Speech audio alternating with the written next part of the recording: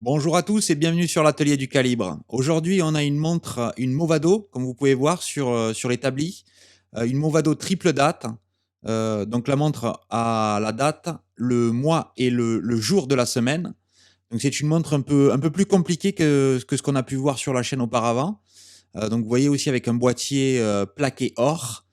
Comme à chaque fois, on va démonter la montre. On va regarder d'abord voir s'il y a des petits soucis sur cette montre. On tire sur la couronne, on regarde, là, la montre, on arrive à changer les heures, donc ça fonctionne, ça c'est bien. On voit aussi que la petite aiguille des secondes tourne, donc le mouvement fonctionne à l'intérieur. Après, et on voit qu'à minuit, hop, on a le changement avec le jour et la date qui ont changé. Par contre, le mois, on est sur un ajustement manuel. Vous voyez ce petit pusher en haut, là, on doit pousser dessus, ce petit bouton poussoir pour changer le mois. Alors là, on est sur des... Et en bas, on a le jour. Donc on est sur des jours et des mois en anglais. Et donc quand on met la montre sur le time grapher, on peut voir que la montre gagne plutôt 30 secondes par jour. L'amplitude est très basse. Et le bit error aussi à 2.9. Donc ça, c'est pas bon. Il faudrait idéalement qu'il soit sous 1. Donc on a pas mal de choses à faire sur cette montre. Donc on ouvre la montre et avant de l'ouvrir, je voulais vous partager une news qui est quand même assez importante. On a créé un site donc qui s'appelle l'Atelier du Calibre, comme la chaîne, où en fait on va vendre les montres qui seront restaurées notamment sur YouTube, mais pas que. Donc si vous voulez acheter cette montre, la Movado, vous pouvez la trouver sur ce site. Je vous mettrai un lien dans la description, pardon, le lien du site pour pouvoir voir cette montre. Donc on voit le Movado avec à l'intérieur avec le modèle, le numéro de série, et on voit aussi qu'elle est plaquée or. Et là on a ce magnifique mouvement Movado. J'adore, en fait, j'adore cette marque Movado. Malheureusement aujourd'hui ils font des montres, mais c'est plus pareil. Enfin on n'est plus sur le même type de montre que ce qu'il y a pu y avoir par exemple sur cette montre qui date sans doute des années 40 ou 50. Mais ouais, les mouvements sont superbes sur ces montres là. Donc là on retire les aiguilles. Donc, on a enlevé l'aiguille des secondes et là, on a les trois aiguilles en même temps. Celle qui va indiquer la date, les heures et les minutes. Vous voyez, je les enlève avec mon outil qui fait levier. Et on va stocker tout ça dans une boîte. Donc, une boîte qui est prévue à cet effet, justement pour pas abîmer les aiguilles ou le cadran qu'on mettra plus tard. Pour être sûr que rien ne s'abîme le temps qu'on travaille sur le mouvement. Donc là, on va lever, vous voyez cette grosse vis, là, cette longue vis qui est bleue. En fait, elle tient le mécanisme et le mouvement en place. Donc, on va enlever la vis avec cette petite rondelle. Là, on va libérer la tige de remontoir. Voilà, donc je peux enlever la tige de remontoir. Et là, normalement, voilà, j'ai pu prendre le mouvement en dehors du boîtier. Là, j'ai deux petites vis qui tiennent le cadran que je peux enlever. Et là-dessous, on voit les disques du mécanisme. Donc voilà, le cadran dans cette petite boîte, vous voyez, il reste centré. Il est appuyé sur un disque en plastique là, pour le maintenir comme un peu un ressort, donc il ne bouge pas. Donc là, la première chose, c'est que je vais enlever ces deux disques, donc le disque du mois et du jour. Et là-dessous, en fait, on a tout le mécanisme du calendrier. Donc si vous voulez, cette montre, en fait, c'était assez ingénieux pour l'époque. Ils ont fait comme un sandwich. Ils ont pris un mécanisme de base, donc c'est-à-dire avec le temps pour donner le temps, avec l'heure et l'aiguille des secondes. Et ensuite, par-dessus, ils ont rajouté un niveau, si vous voulez, avec toutes les pièces pour le calendrier, pour la fonction calendrier. Et là, c'est un calendrier qui est un peu plus complexe. C'est pas seulement un calendrier avec une date. Comme j'ai dit, il y a le jour, le mois, et aussi pour faire des changements rapides. Donc, vous voyez, il y a pas mal de ressorts, pas mal de vis qui sont utilisés pour ce mécanisme-là, pour ce mécanisme de date. Et vous voyez, enfin, vous voyez pas dans la vidéo, mais il y a plein de vis différentes sur cette partie-là. Donc, à chaque fois que j'en enlève un, vous voyez, par exemple, là, j'enlève le ressort, je vais remettre la vis à sa place. Comme ça, je suis sûr que quand je vais remonter plus tard, bah, d'abord, je vais enlever la vis, mettre la pièce et remettre la vis. Je suis sûr d'utiliser la bonne vis au bon endroit. Parce que chaque vis, elles se ressemblent. On pourrait dire c'est les mêmes, mais de temps en temps, elles ont des toutes petites différences. Par exemple, elles ont un petit épaulement ou elles ont un diamètre légèrement plus gros ou légèrement plus petit. Donc, il faut être sûr de mettre la vis au bon endroit. Donc, pour cela, je les replace à chaque fois sur le mécanisme. Ouais, ouais. Là, on enlève tous les disques en fait qui font la connexion avec la partie, qui garde l'heure, si vous voulez, de la montre et qui va driver, qui va mettre, en fait, l'énergie dans le système du calendrier. Là, j'enlève la chaussée, donc qui est montée en friction, donc pour ça, j'utilise un outil de chez Bergeon, là, pour tirer et retirer la chaussée, voilà. Là, je passe du côté de l'autre côté, donc on n'est plus côté cadran, mais je vais enlever toute la puissance, en fait, qui est stockée dans la montre. Donc pour ça, je retiens le cliquet, vous voyez? Et entre mes doigts, je vais relâcher la couronne de remontoir légèrement pour pas que toute la puissance s'en aille d'un coup et parce que ça pourrait abîmer la montre. Donc quand il y a plus de puissance, on peut commencer le démontage. Donc là, je vais commencer par enlever le balancier parce que c'est une pièce qui est super fragile. Donc je commence à, enfin, dès le plus vite possible, j'enlève le balancier, vous voyez, parce que ce ressort là, donc le ressort de balancier, il est super fin et il peut s'abîmer. Donc je l'enlève. S'il veut bien venir, faut pas trop tirer dessus. Là, voilà, là il vient. Je vais le prendre. Parfait. On va mettre ça de côté. Ensuite, on peut continuer le démontage. Et vous voyez déjà dessous, on voit un peu le niveau de finition sur ces mouvements. Là, on voit ce qu'on appelle un perlage. Donc, des petits ronds concentriques qui ont été faits à la main, enfin avec une machine, mais qui ont été faits à la main. Comme j'ai dit, ce mouvement, il date probablement des années 50, 40. Donc, on était vraiment sur des process de fabrication très manuels et pas du tout comme on peut l'avoir aujourd'hui avec des machines numériques. Donc ouais, c'est vraiment des petits bijoux. On voit là, par exemple, avec les rubis qui sont encerclés là dans cette pièce, de couleur, mais or, c'est vraiment magnifique et on voit le niveau de finish, le niveau de finition qui est vraiment superbe sur même tous les angles sont polis, on a un anglage, enfin c'est très beau et c'est pour ça que j'aime vraiment Movado. Quand on ouvre là, on est vraiment avec des niveaux de finition qui sont vraiment assez sympas pour l'époque, quoi. Donc là, voilà, j'ai enlevé le pont des secondes et dessous, on a toutes les roues qu'on enlève une par une si elle vient bien venir. Alors là, c'est pareil, vous voyez, cette roue, elle est sous le pont du barillet, donc on va pas forcer. Je regarde si je peux arriver à l'enlever, mais non, elle a pas l'air de vraiment vouloir venir. Surtout pas forcer parce que les points pivots sont très fins.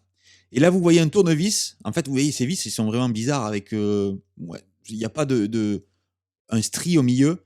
Donc j'ai pris un vieux tournevis que j'avais, que j'utilisais plus, et en fait j'ai limé à l'intérieur cette forme, juste pour pouvoir enlever la roue de rocher et la roue de couronne, parce qu'elles ont ces vis là qui sont vraiment bizarres. Voilà, donc là maintenant que j'ai dessous un accès au clic, avec bien sûr son ressort, et là c'est pareil, on a cette vis bizarre qui est pareil, qui est vissée dans le sens inverse. Souvent sur les roues de couronne, quand on a une vis au centre, il faut la visser et la dévisser en sens inverse. Le filetage est inversé. Donc voilà, là j'ai enlevé toutes les pièces. Donc je vais pouvoir enlever les vis pour enlever le pont de barillet.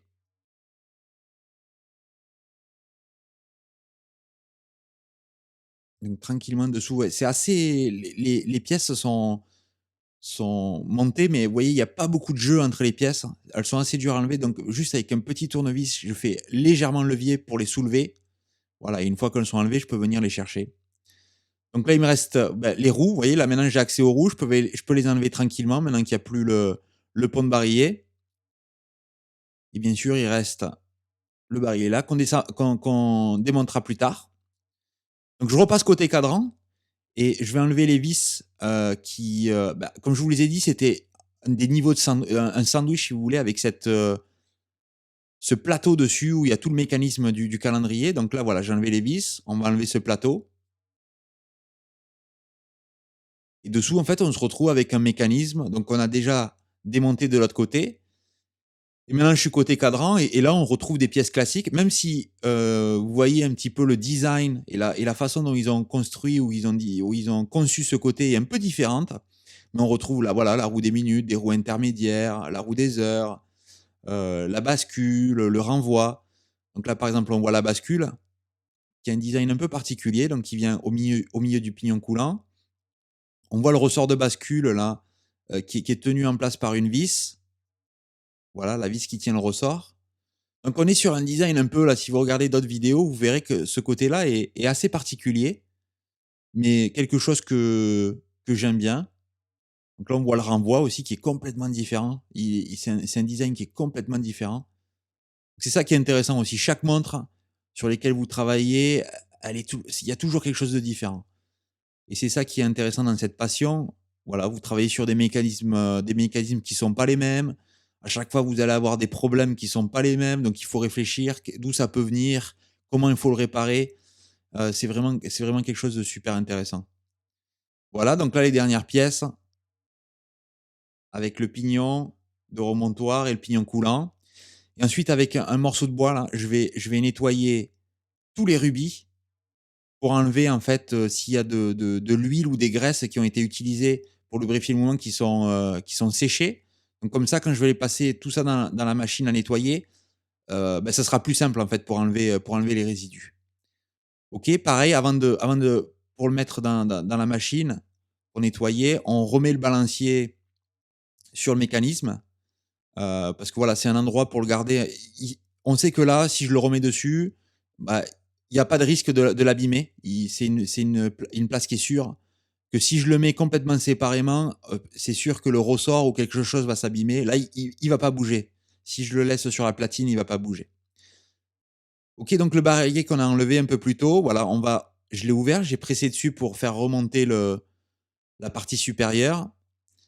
Et à l'intérieur, voilà, on a l'arbre de barillet avec le ressort et hop, oh là là, ça c'est notre goût, ça c'est pas bon là. On a le ressort qui a sauté. J'ai retrouvé, donc il est pas allé très loin, mais voilà, si normalement par sécurité, il faut garder un doigt dessus. Là, je nettoie les pivots, juste un petit polish pour enlever, pareil, s'il y a des résidus d'huile ou de graisse. Et là, je mets toutes les pièces dans des petits paniers et tout ça va partir dans la machine à nettoyer. Donc le but, comme on a dit, c'est là, on a tout démonté, toutes les pièces, elles vont être nettoyées, et ensuite on va remonter et remettre l'huile et la graisse au bon endroit pour avoir, une montre qui tourne, beaucoup mieux. Comme on l'a vu, elle tournait pas terrible, elle perdait beaucoup de temps avec une amplitude qui était basse, donc on verra à la fin ce qu'on peut avoir comme résultat. Donc là, le nettoyage se fait en 3 étapes. D'abord une étape de la première étape, c'est une étape de net dans un liquide de nettoyage. Ensuite, on a 2 étapes de rinçage qui vont être, voilà, rincées dans le même produit. Donc là, on passe à la troisième étape, mais il y en a une intermédiaire où on va rincer les pièces dans cette solution. Et ensuite, la dernière étape, on vient les sécher. Voilà, elles ont été séchées. Et maintenant que les pièces ont été nettoyées et séchées, on peut les réassembler. Donc d'abord, on va, avec mon outil ici, là, j'ai rembobiné le ressort de barillet pour lui redonner sa forme, en fait, pour pouvoir le remettre dans le barillet. Donc là, c'est juste la dernière partie. Voilà, on enlève la tension. Et ici, je vais venir mettre un petit peu de graisse au fond du barillet, de l'huile là où on va mettre l'arbre de barillet. Et là, je viens réintroduire, voilà, le ressort que je viens juste de rembobiner, si vous voulez, dans cet outil. Et là, on voit que le ressort, il est pas, là, que c'est pas centré au milieu, c'est pas trop bon, ça, normalement. Bon, on va voir, on va essayer de le réutiliser. Et si c'est pas bon, je changerai le ressort. Je changerai le ressort. Donc voilà, là j'essaie de remettre. Mais vous voyez, c'est pas centré, c'est pas facile, c'est pas normal. Normalement, vous voyez, cette boucle, elle doit se situer au centre. Donc, je vais mettre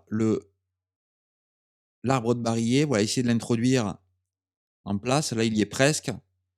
Juste le presser en position. Voilà, là, il est en place. On va faire pareil sur la partie supérieure. On va mettre un petit peu de graisse pour que le ressort soit bien lubrifié. Ici, on a un point de pivot aussi qu'on vient lubrifier. Et maintenant, je peux refermer le barillet.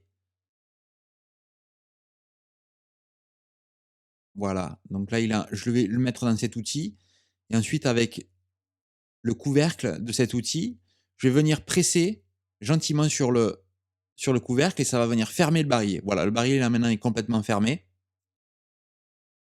et il est prêt à être remis sur la montre. OK, donc là, on est sur un balancier qui est, d'avant la fin 1950, donc c'est-à-dire qu'il a pas de protection de protection avec choc. Donc pour le lubrifier, il faut que je démonte le balancier. Pour lubrifier les points de pivot et les rubis que vous voyez sur le balancier, il faut que je le démonte. Donc là, j'ai relâché, si vous voulez, le ressort en dévissant une toute petite vis. J'ai relâché le ressort de barillet. Et là, maintenant, je vais pouvoir prendre la partie supérieure et normalement, la roue et le ressort, pardon, du balancier, va rester en place.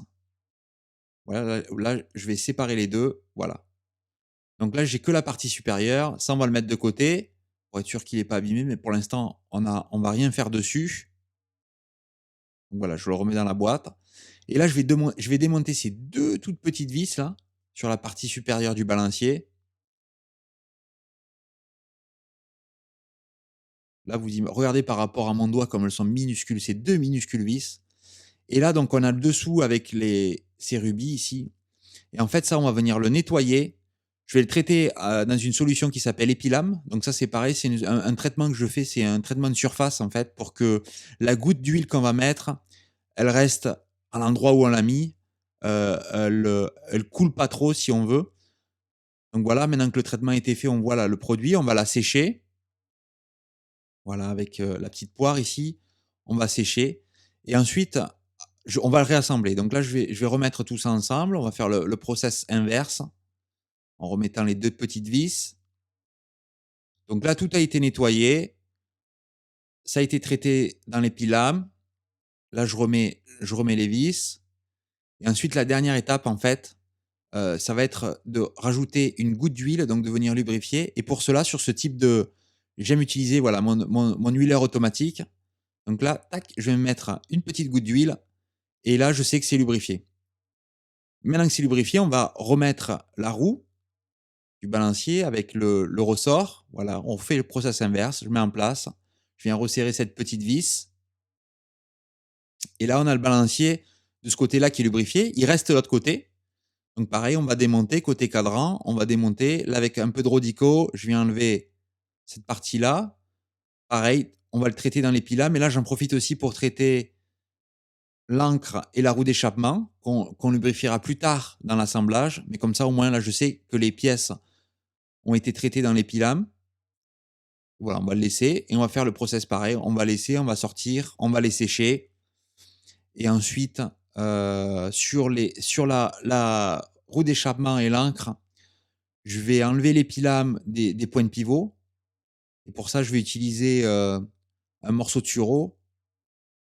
Donc là, on va les sécher. Voilà. Donc là, maintenant, ils sont séchés. Et là, avec un morceau de sureau, je viens juste voilà, tapoter pour enlever l'épilam des points de pivot parce que il n'y a pas besoin que l'épilam soit présent sur les points de pivot. Donc là, je remets, et pareil, comme on a fait de l'autre côté, je le remets en place et avec mon huileur automatique, je viens déposer une goutte d'huile. Ok, donc le balancier maintenant est nettoyé, il est huilé, donc on peut continuer l'assemblage et on va commencer en mettant le barillet qu'on a assemblé. Voilà, je viens huiler là, les différents avec la vis qui va servir pour tenir la tirette en place de l'autre côté. Vous voyez, elle a un petit épaulement, donc je dois obligatoirement la mettre avant de mettre le pont de barillet. Sinon, elle passera pas plus tard. Voilà, je viens remettre, vous voyez, là, je vais essayer de mettre chaque roue en place dans ces points de pivot. Donc là, vous voyez, j'essaie de faire tomber la roue dans le petit trou là. Voilà, là, elle est en place. On va faire pareil pour chaque roue. Donc là, vous voyez, je peux pas la mettre parce qu'elle passe en fait sous cette roue, donc je l'ai mis dans le mauvais ordre, mais c'est pas grave. Voilà, on va venir. Celle-là, elle a un long pivot, vous voyez, dessous. C'est en fait, c'est là où on va venir fixer plus tard l'aiguille des secondes de l'autre côté. Voilà, l'autre roue qui vient par-dessus. Et ensuite, on a la roue centrale qui va venir par-dessus tout ça. Voilà, maintenant elle est en place. Et là, je peux mettre les ponts. Donc, on va commencer par le pont de barillet. Je regarde que tout soit bien en place. Et là, il y a quelques petits points à aligner. Donc voilà, on essaie d'aligner. Et une fois que c'est aligné, on va venir l'appuyer gentiment en position. Voilà. Que tout le monde trouve sa place tranquillement, sans trop forcer. Et une fois que tout le monde a trouvé sa place, on pourra mettre les vis. Et on va faire la même chose sur le pont des secondes. Vous voyez, vous avez 3 rubis sur le dessus. Et là, c'est pareil. On va aligner chaque roue dans les points de pivot. Et une fois que tout le monde aura trouvé sa place, on va pouvoir faire tourner les roues et tout le monde va tourner en même temps. Il n'y aura pas de point bloquant, ça doit tourner facilement. voyez, là, c'est bloqué, donc ça veut dire que c'est pas en place encore. Donc on va faire bouger chaque roue. Donc si vous aimez aussi les vidéos, vous pouvez vous inscrire à la chaîne, cliquez sur le pouce bleu si vous aimez la vidéo et sur la cloche pour avoir les notifications dès que j'ai mis une vidéo en ligne. Donc ça aussi, ça va m'aider pour faire grandir cette chaîne et pour vous proposer plus de vidéos. OK, donc maintenant tout est en place, on va mettre les vis. On va visser et pour que les ponts et pour que, plus rien ne bouge en fait. Voilà. Donc on voit que là tout tourne, vous voyez, je fais tourner la roue, tout tourne bien comme il faut.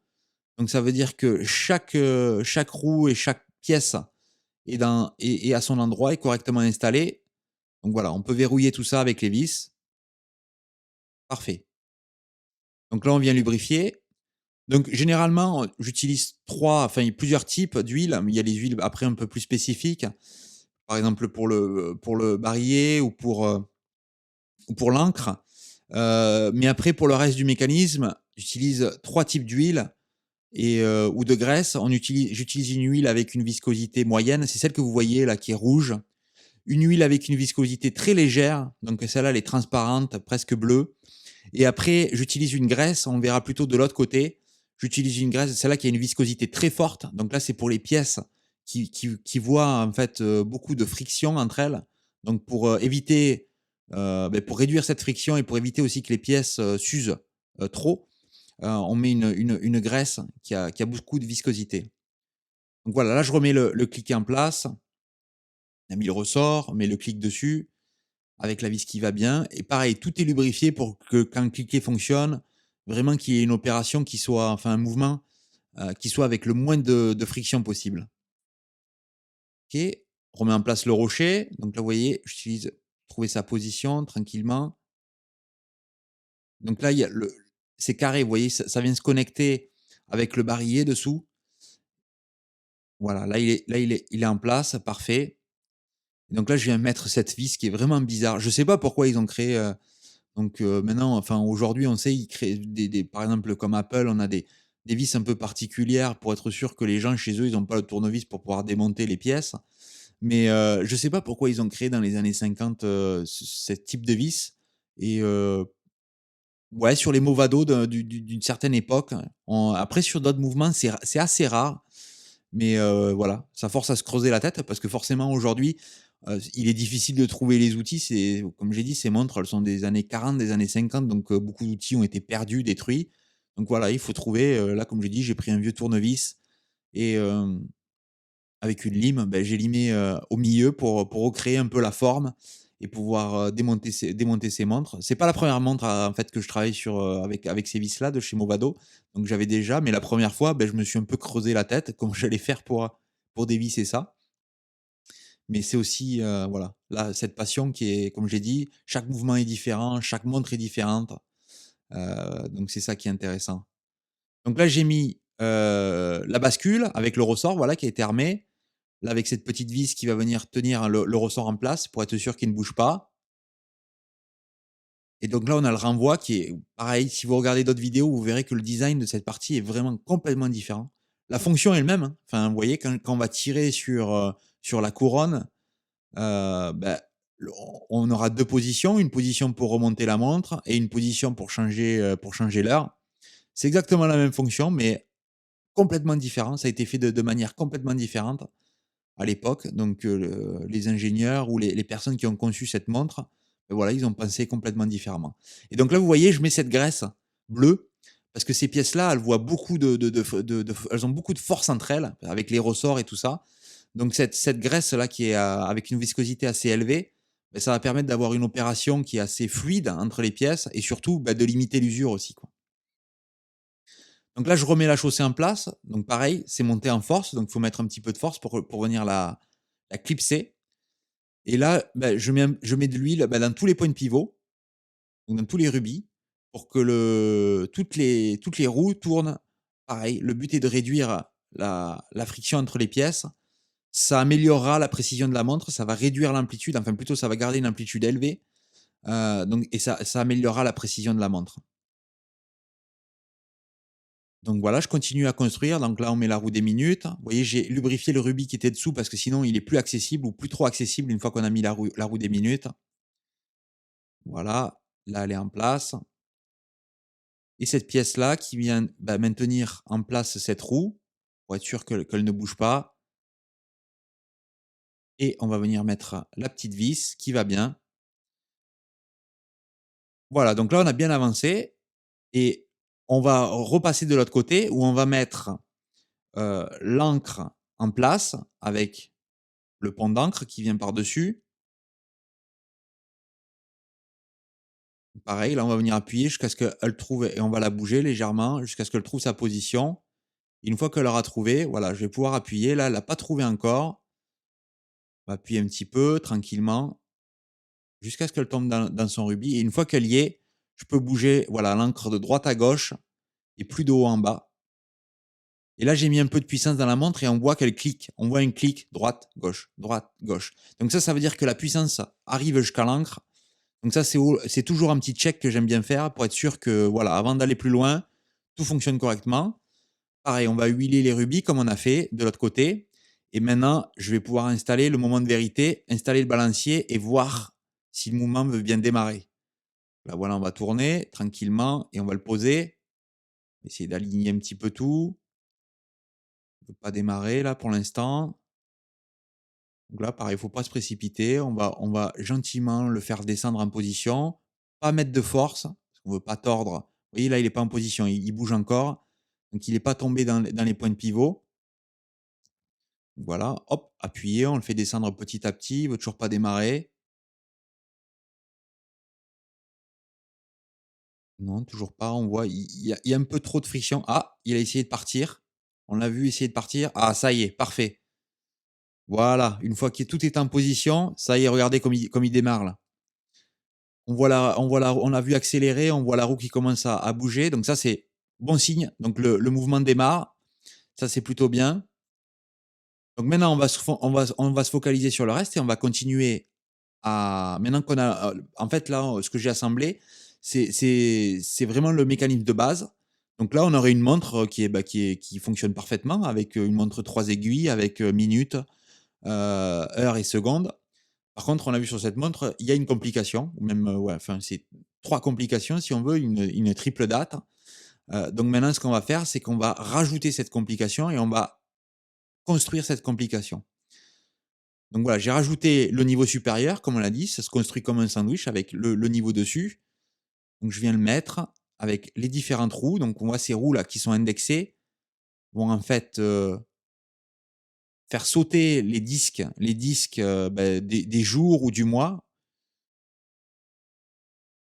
Donc voilà, c'est toutes ces roues qui vont être connectées les unes aux autres pour que, quand les jours sautent, on a aussi, la date qui saute parce qu'elles sont connectées. Comme on l'a vu au début, le mois est déconnecté, le mois est simplement, activé manuellement.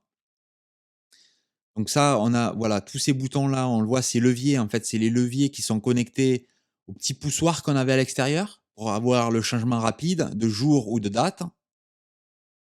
Donc là, ce que je fais, c'est j'installe toutes les pièces et ensuite on va à la fin, une fois que toutes les pièces seront installées ou pratiquement toutes les pièces, je vais venir mettre les ressorts. Là, vous voyez les ressorts.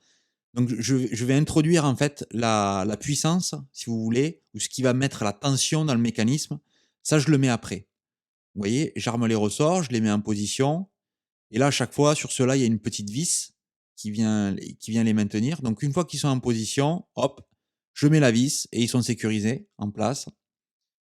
Donc là, sur ce mécanisme-là, il y a quelques ressorts. Donc c'est pareil, chaque ressort est un petit peu différent. Un est plus long, un a une extrémité qui est différente. Donc il faut bien retrouver où vont les ressorts à chaque fois. Et c'est pour ça aussi que c'est important de filmer. Et c'est comme ça que j'ai commencé. Et c'est pour ça que j'ai commencé à faire des vidéos. En fait, je me suis filmé moi-même pour savoir quand je démonte une montre, si j'ai un trou, bah, je vais revoir la vidéo et je sais exactement où la pièce va. Voilà, parce que surtout au début, on n'a pas trop l'expérience. Il y a beaucoup de pièces. Donc on n'est pas sûr. Après forcément, au fur et à mesure qu'on démonte et qu'on remonte des mécanismes, on a de plus en plus l'habitude, mais il arrive encore parfois, de ne pas savoir ou se dire: «Bah, attends, celle-là, c'était celle-là en premier ou celle-là en deuxième ou ces 2 pièces, elles se ressemblent, c'est laquelle qui va à quel endroit?» Donc c'est pour ça que les vidéos sont vraiment utiles. Donc voilà, là, vous voyez cette vis avec ce ressort en forme de Z. Donc ce ressort, en fait, il va venir donner la tension là aux pièces qui vont servir à actionner avec les boutons poussoirs. Voilà, là, elle est en place sur ce ressort. Et ensuite, c'est pareil. Je vais venir mettre de la graisse pour lubrifier tous les ressorts. Voilà, que l'action soit, enfin, le mouvement, et aussi pour réduire, comme on l'a dit, la friction entre les pièces et l'usure. Et là, je vais mettre les disques. Donc, vous voyez, j'arme le ressort qui est dessous. Et hop, là, le disque est tombé en place. Voilà. Donc, parce que le ressort dessous, il y a une petite roue étoilée sous le disque. Et c'est cette petite roue étoilée qui fait, qui indexe, en fait, et qui fait le jump. Là, vous avez un petit saut, en fait, quand vous êtes à minuit, sur la date ou le jour. Et c'est ce ressort dessous qui fait, en fait, se faire ce petit saut autour de minuit. Vous voyez, là, je viens armer ce ressort. Et là, on va voir le disque qui va tomber en position une fois que le ressort passe. Et là, quand je vais relâcher, tac, il va venir se mettre contre, on a dit, cette petite roue étoilée qu'on a dessous. Et voilà, je viens sécuriser tout ça avec la vis. Et on a les disques qui sont en place.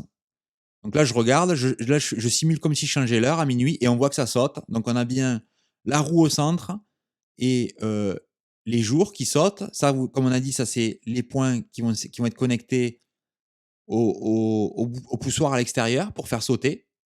Et on voit que ça fonctionne bien, ça saute. Donc parfait.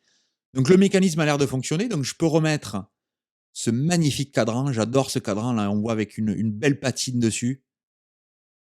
Donc on vient le remettre en place. On aligne tout ça.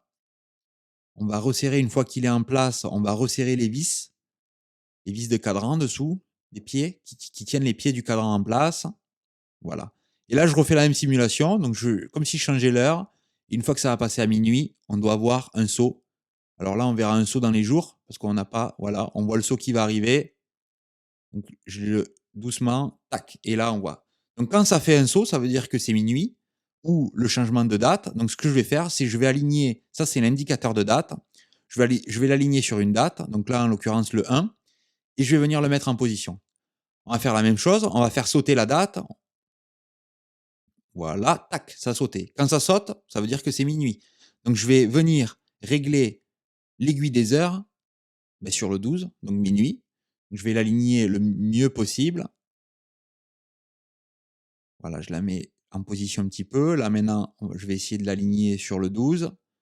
Parfait. Et une fois que c'est fait, hop, je vais venir la presser en position avec mon outil pour installer les aiguilles. Voilà.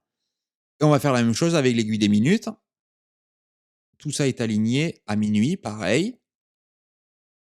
Donc là, vous voyez, j'utilise toujours des pinces avec des embouts en carbone pour être sûr de ne pas endommager le cadran. Et voilà. Et la dernière aiguille, l'aiguille des secondes que je viens presser en position. Voilà, je regarde en termes de hauteur si je peux la presser un peu plus. Voilà, je vais la faire descendre un peu plus. OK, sur le cadran, enfin, sur le boîtier, pardon, donc comme j'ai dit, il est plaqué or. Je vais juste faire un petit polissage, mais très très léger, parce que voilà, je veux pas dénaturer l'historique de cette montre, mais juste pour lui donner un petit peu de brillance.